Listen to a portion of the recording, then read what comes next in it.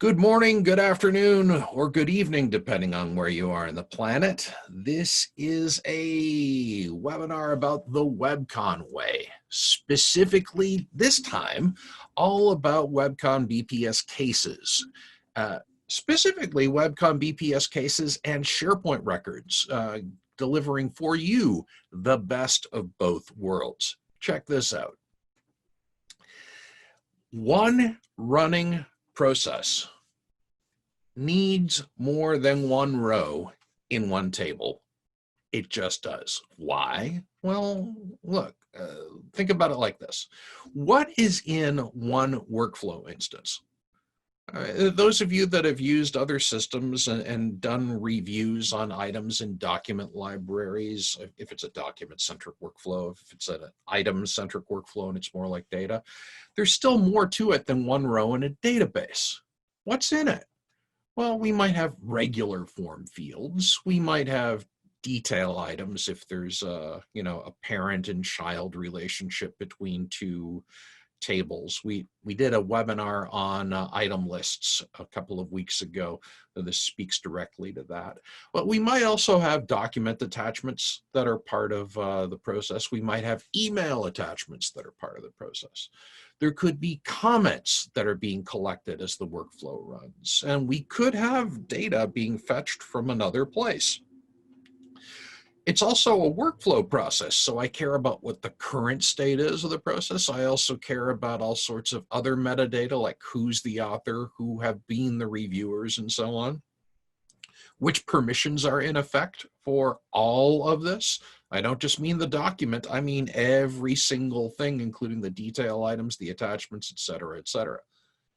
I also might want to care a lot about the history and the audit trail. There's a lot of stuff here, including what I am allowed to do with that case. You want a quick example of this? Let's slide over here to my demo environment, and I'm going to go to a purchase request because this thing has it all. All right, I've got external data fetched from Active Directory about me, the person who made this purchase request. I've got external information fetched from our CRM system about the preferred vendor. I have external data fetched from our ERP system that's showing me budget performance to date because I'm the reviewer deciding whether or not to approve this purchase request, and I kind of want to know if we've got enough money for it. I've got document attachments, some of which the person making the request attached, and some of which were created as records of what we're doing here. I might have attached email conversations and such too. And the usual things in terms of master data and detailed data. I've got everything in this, including comments of the exchange that I had with somebody. There's nothing missing from this case. There's a lot going on, and we will return to this in just a moment. What I will tell you is that one list won't handle this. It just won't. There's more going on here than you can do in one row in a database table, more than one item in a SharePoint list.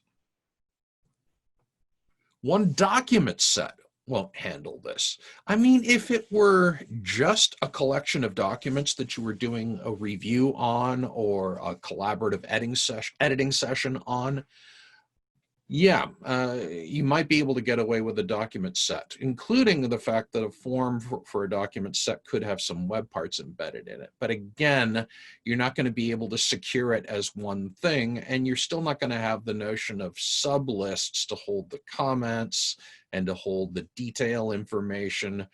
A document set is a step in the right direction, but it falls far short of this. A set of lists in libraries and custom pages all working together. There are low-code solutions that essentially generate SharePoint applications out of sets of lists, libraries, and pages. And yeah, you could do this, but it's a lot of work. Not just a lot of work to create, but a lot of work to maintain.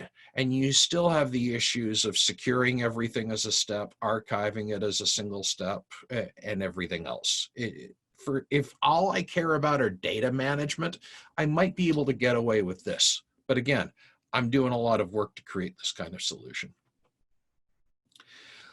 What I really could do that would, if I think of standard SharePoint assets, the thing that gives me the power of a case file, a case folder, a case item, is a SharePoint site. A SharePoint site can be secured as one thing, can be migrated, copied, transferred, archived, restored as one thing. It has a set of common permissions. It has a set of data in it, or multiple sets of data in it that all come together in one place. Yeah, I could dedicate one site to each case. That would be extremely expensive, especially for those of you that live in SharePoint land. One site, especially in modern land, a modern site is a site collection. Site collections eventually add up. They consume individual resources. It's not like subsites where it's just a couple of rows of data. This could get expensive. And even then, it's kind of overkill too. What you need are cases. There's a strong case to be made, no pun intended, of a new kind of store that is both data aware and process aware. And cases need to handle content and data clearly. I mean, if you come over here, you're looking at content. Some of it is attachment content, some of it is data content, and so on and so forth. Cases also need metadata and status information. And lo and behold, let's keep in the theme with this. I'll keep breaking apart this particular case folder. Here I've got some metadata about what process this is running under, which workflow is executing at the moment, where we are in the review steps with detail information, who created it and when, who modified it and when. Some of these things you would get out of a SharePoint list. Some of these things you would get out of a database table, but you wouldn't get them all in the same place. You'd be clicking around from place to place to get all of this information. And we're by no means done. Available options. That's right, let's go there. Remember, if this is meant to be used as part of a larger process, there are actions I should be able to take on all of this, and I should be able to see them. Let's jump back over here, and let's see, I have the ability to edit this, and if I edit, I can create new documents, generating them out of the content of this form. I don't see any buttons down here. I might need to go to a different form in order to show you what I'm talking about. That's not really a problem. Why don't I grab this? This is, I will be showing this to you soon enough anyway. This is a risk management solution. And at the moment, it is assigned to me. And therefore, I see what my available options are for me to move this around through the workflow lifecycle. We'll come back to this later. I want to stay focused on this purchase request scenario. But yes, what I am allowed to do to this ought to be part of a case file. The audit trail. Yeah, let's go there because a lot of the time, it's a lot of work to figure out what happened in the past. And it's not a problem for us. A WEBCON BPS case loves to be asked, what happened to this in the past? Let's check this out. All I need to do is click here on history, and I can see every step this review has gone through. I can see when new information was entered. I can see when information was added or changed. I even can see what happened to attachments over a period of time. And all of this is being tracked. And all of this can be picked apart, including the individual line items. But I'll tell you what, this still kind of requires me to keep a picture of the form in my head as I move through this to figure out what's going on. We cracked that a while back. We figured, why don't we just show you what the form looked like when it was first submitted, and then when it was first reviewed. And then in the next step, it was sent back to the author for some changes with some comments. Yes, the purchasing department actually thought the manager wasn't prepared to spend enough money. They thought they should spend more. And then the purchaser or the person making the request came back with some modifications, and so on, and so on, and so on. That's what you ought to expect from your data store. I know everything that happened to it. In fact, this whole notion of putting everything in one place and working with it happily, it's known as case management. And for most software out there, case management is considered to be an add-on feature or a bonus.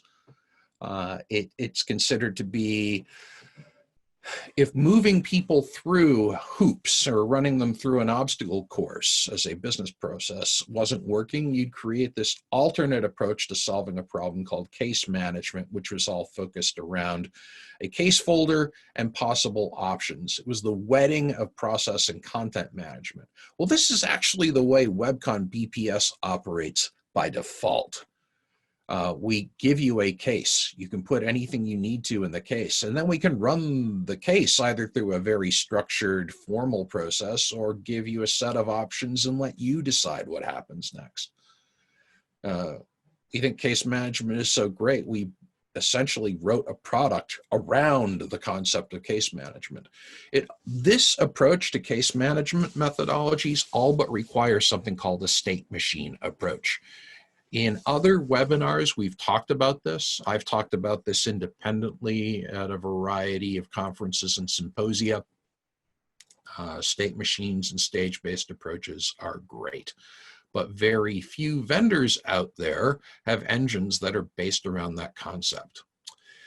Case management gives you maximum flexibility with absolute minimum risk. Cases are just an incredibly good thing. You can, and you probably should, think of a case as a workflow instance. Let's go back here to this particular purchasing item. And so I'm looking at one case. This is an instance of a workflow, but it's also a row in a database, or behind the scenes, it's several rows and several tables all linked together and secured as a set and copyable as a set. But yeah, think of this as a super list item if you really want to. If I go back here to the home page, I'm looking here at a view of the data. It's mixed together in a dashboard with a lot of other useful information. But if I only want to focus on this, there it is. So think of this as a super table or a super list. Whatever it is, it's absolutely super. A case is a workflow instance. It's the wedding of data information with workflow information. I see information about the process, including who it's assigned to and how long we've been waiting and what step we're in, mixed in with information about what you would think of as content. It's the ultimate wedding of data and metadata. There are a lot of tangible real-world benefits of cases. It's more than just the sum of its features. Not the least of which is you have one container for everything going on in that case. A well-designed case file can contain everything you need now and everything you need later, and the means to pull in other assets you need as time goes by. There are form fields, there are comments, there are attachments, there are item lists, there's externally fetched data. Everything is in there at once. And it's not just data, it's metadata. You get The audit trail in the same place. The status is in the same place. The permissions are in the same place. And the application behavior lives in a case too. So it's not just the information I'm tracking, metadata information about the information, but it's also what's allowable. Instructions to the user as to what they're allowed to do, what the available next steps are, what people are allowed to see and not see. It's about as smart as it's gonna get. In fact, to keep going with this, I can archive this. Okay, I actually meant to have this open. Let's do this again for drama's sake. I can archive this with one step. If I archive just this item, that would be one of my options here under edit. It's all done at once. When I am in a particular step, it is assigned to the appropriate people and not the appropriate people. So I can change the permissions to the line items and the master items and the attachments and our snapshot of fetched data from another place and comments in one location. So archive it as a set, secure it as a set, migrate it as a set. Everybody wins. It is tightly intertwined with data storage. It's tightly intertwined with workflow behavior. It's just a very, very good thing. And because so many people that use WEBCON BPS or are looking at it are Microsoft people, especially Microsoft 365 people. So are we. We are hardcore Microsoft people. I'm here to tell you, this is an incredibly Microsoft 365 friendly option. I've been showing you specifically case files or case folders living inside of WEBCON BPS, but don't think for a minute this doesn't play very nicely as part of Microsoft 365.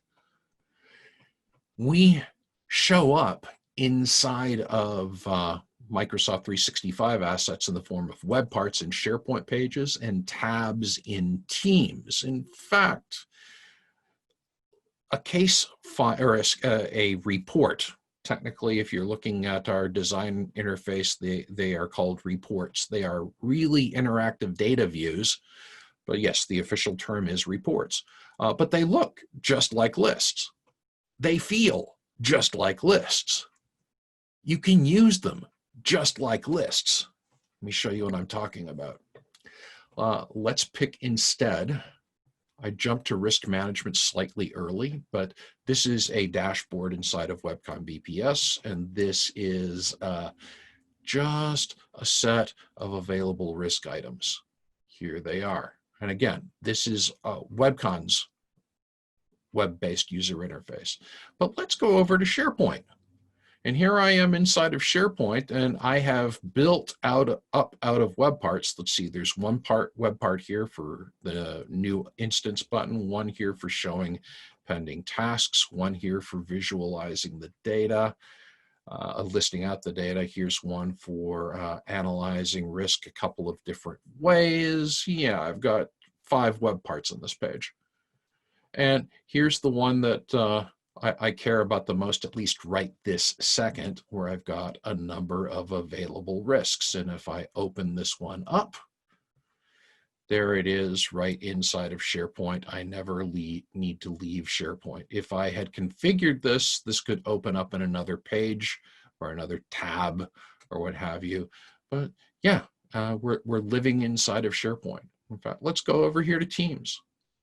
And here I am inside of a team focused around risk management. And here are all my currently running risk cases. And here are all risks currently assigned to me as tasks for action.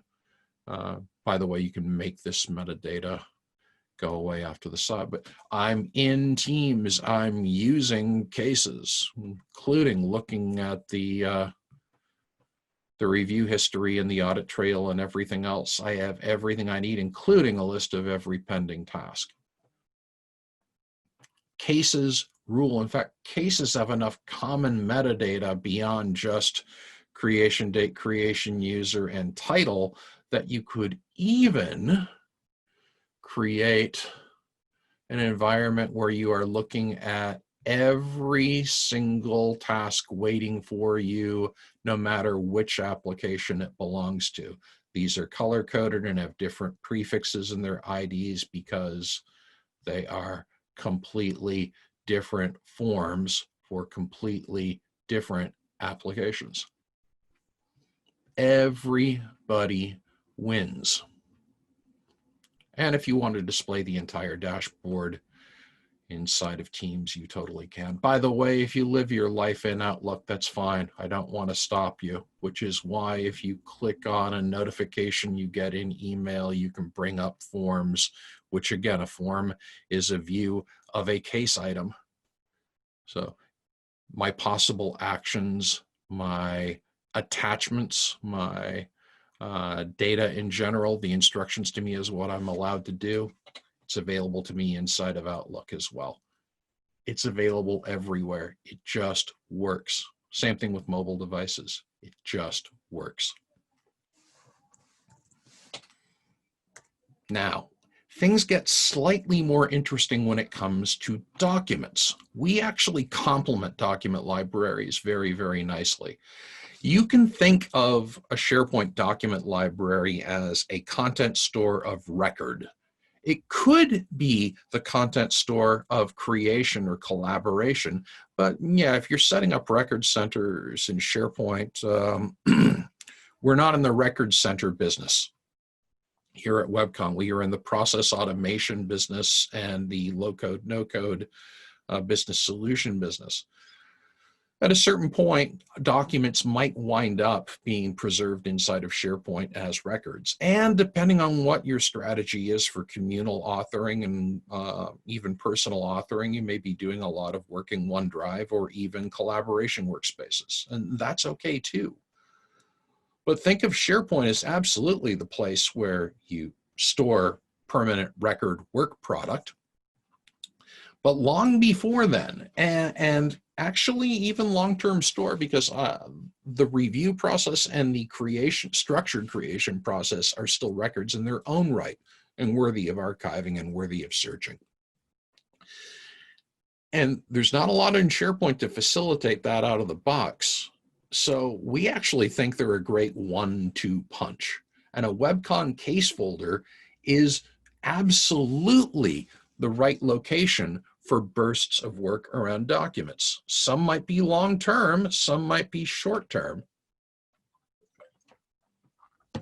I'll give you an example of what I'm talking about. Here's one scenario where cases are the beginning and middle of a document's lifecycle. Now, we're going to create and manage and route the document through a business process. I'll show you an example of this in a minute, but I want to give you a sense of what you're about to see. I will formally request the creation of a document as a task. In other words, I want you to go and create something and then drop it into the case folder, and then we can start working on it and reviewing it. So you go ahead and you author the document, and then we route it around through comment and review life cycles. And at a certain point, we get to be happy with this document. And then the process moves along to reviewing it, getting everybody to approve it. We complete the process. And yes, at this point, I probably might want to I might actually be done with the document and push it to wherever it needs to go and we're done. If I'm creating something and we're using Word because we like it, it could be that at the end, I pluck all the information out of the Word document and it becomes published in my website, in which case it never visits a record center. But if I was creating a white paper and I want that to be archived in our record center, well, yeah, I'm going to transfer this to a SharePoint document library as part of a site that's configured as a record center. And whoops, I jumped the gun there. This is the step I want to be in. Cases, this is the beginning. I did it again. I forgot what my last step was. Okay, give me just one moment. Sorry about the technical difficulties. There. We'll edit all this out in the recording. It might end up in a record center at the end. Let me show you what a document-focused process looks like, where most of the work is being done in WEBCON BPS, possibly all of it. Let's go here to press releases. Now, here in press release management, I might create a new press release. And what I'm going to do is actually assign it to an author before beginning and determine who's going to manage it, who's going to be the legal reviewer, the working title, and the date we intend to publish it. In other words, this is a purpose-driven document. And when I assign this, it's going to move through a whole cycle. You want to see what the process looks like? It looks something like this. Is this the right? Yes. So I will create a press release, and then I'll assign it to somebody, and then they're in the authoring stage. And when they're done authoring, they will either submit it for review, or I suppose early on they might ask for it to be reassigned to someone else, in which case it goes back to the dispatching editor who decides what to do next. But if they submit it, then it goes through a management review, could get returned to the author with requests for comment, or it could get approved, and then it moves on to the legal department, who might return it to the author with requested changes. They might return it to the manager with questions, or they might approve it, in which case it goes on to publishing, and publishing just publishes it.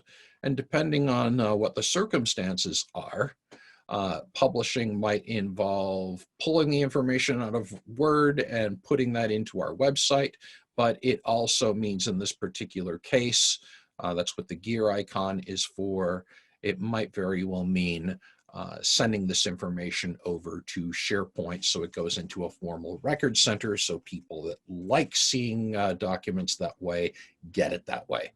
In truth, that document is going to be preserved within WEBCON and is searchable completely inside of WEBCON. But yes, if your corporate libraries are SharePoint Record Center, yes, we will play very nicely with that in a very happy way. So in this particular case, inside of a press release case folder,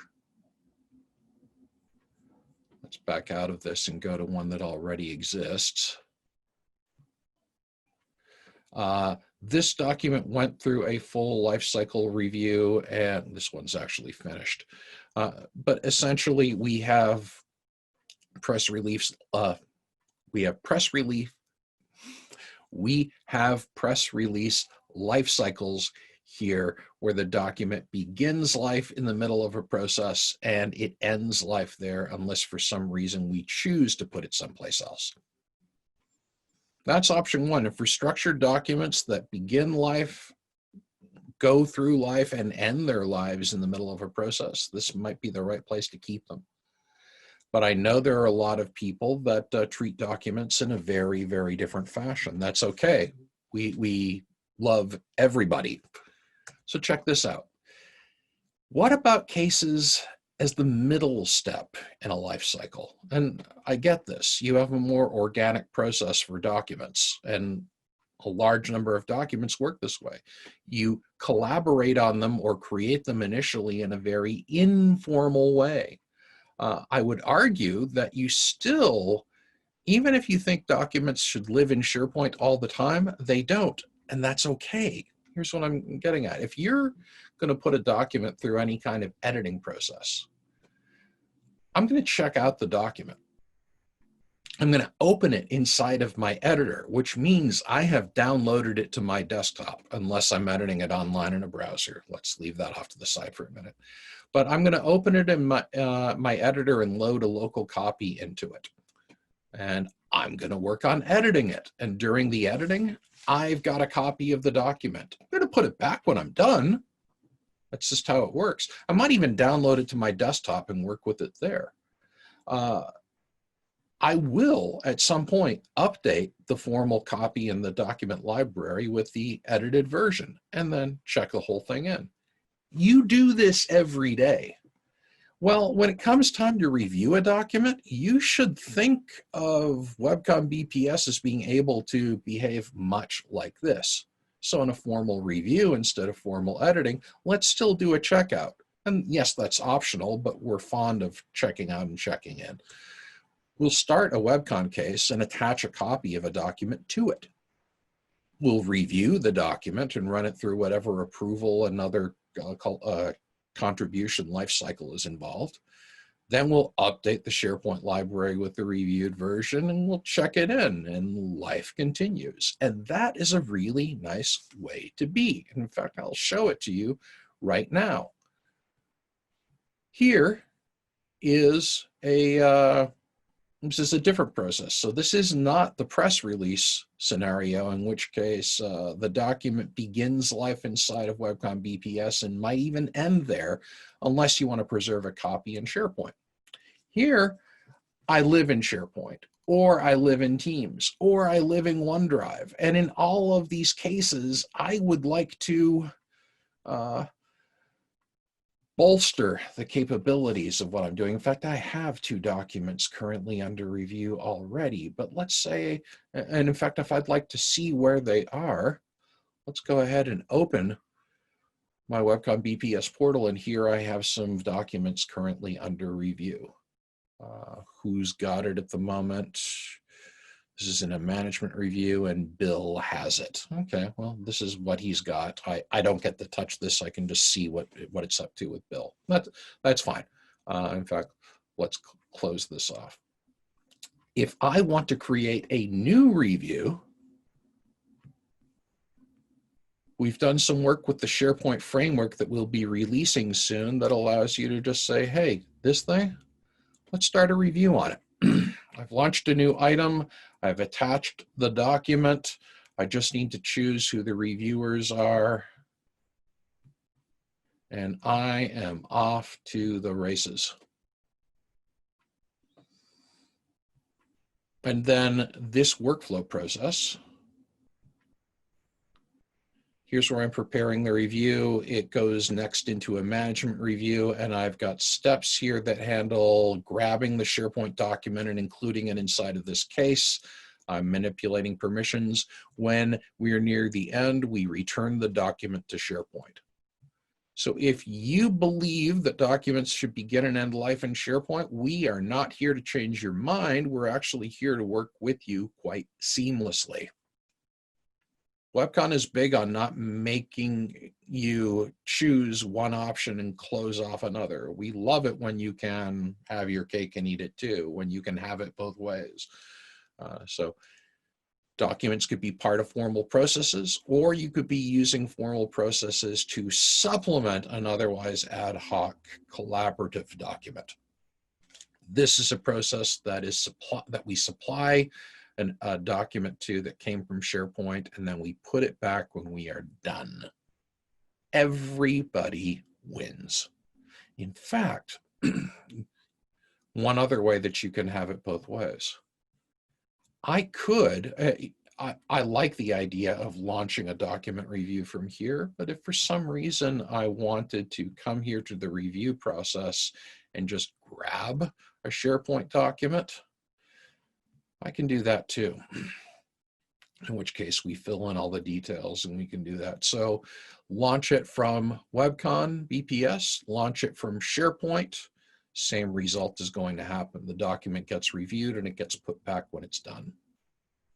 So in press release land, we're keeping the document from cradle to grave, except maybe to make a copy of it. In this environment, however, look, these are SharePoint documents and we're here to help. Have it your way. We love everybody. So in summary, think of a case list as the smartest of smart lists possible. It contains everything, multiple lists, libraries, pages, metadata, everything, audit trail, everything in a single asset.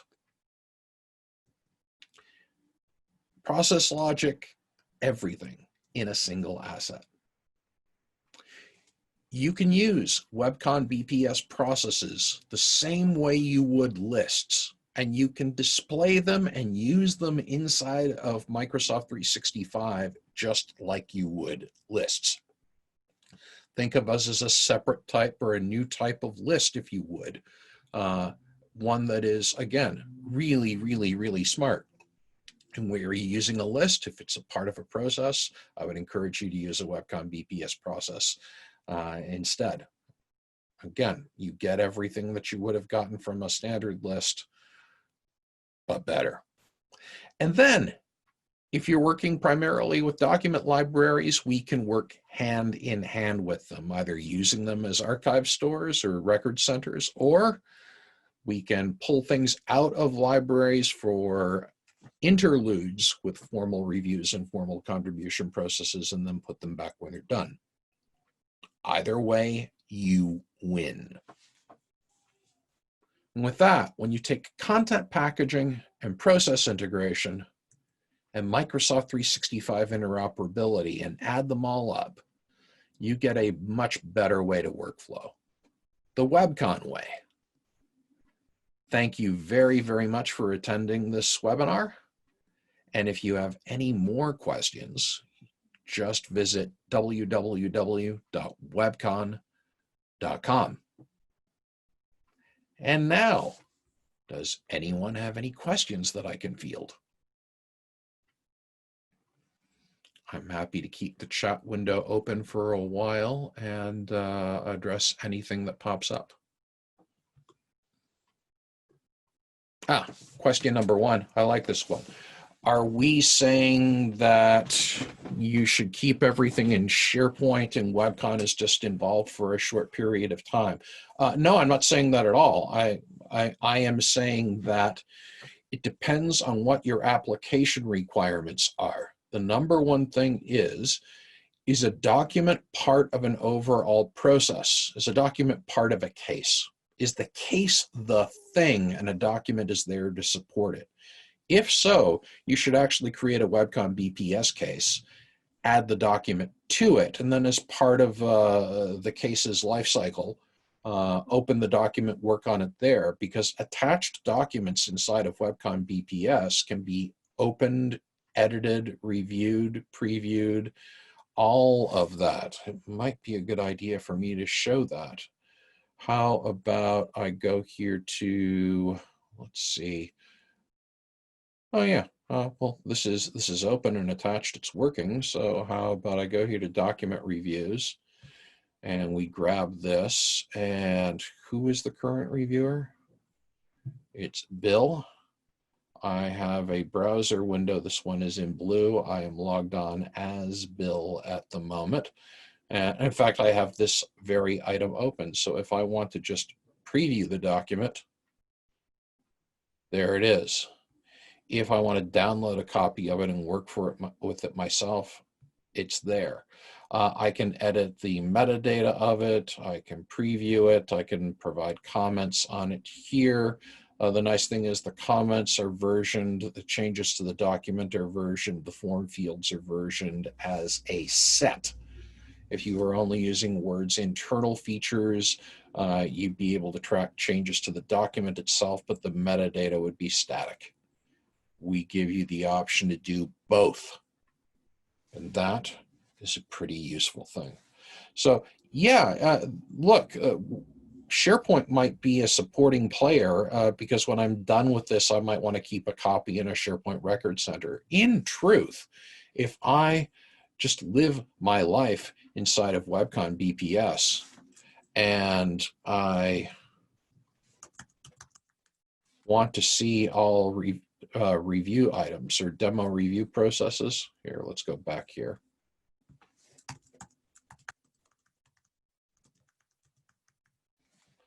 can see applications devoted to this, views devoted to this, and I can see all case items that involve this.